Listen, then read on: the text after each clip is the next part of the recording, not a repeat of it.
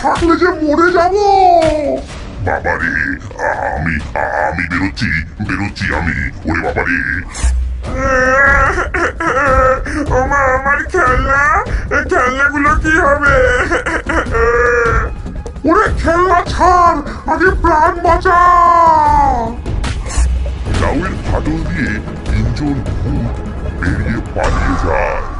এই যাত্রায় বেঁচে গেলি, আমরা আবার আসবো, আবার আসবো আমরা।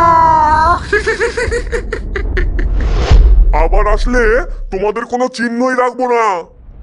এভাবেই রমেশ, সীমা ও রাজু তাদের বাড়ি থেকে ডাইনি পরিবারকে তাড়িয়ে দিল।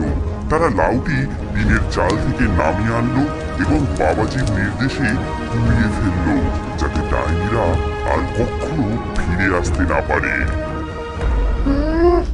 এই অপমান আমি মনে রাখবো। যেদিন তোদের সতর্কতা কমবে সেদিনই। আমার পেট খালি। ও গিন্নি, আমাকে কিছু খাবার এনে দাও গো। মা, ওই যে ওই বাড়িতে একটা বড় কুমড়ো দেখা যাচ্ছে। কুমড়ো?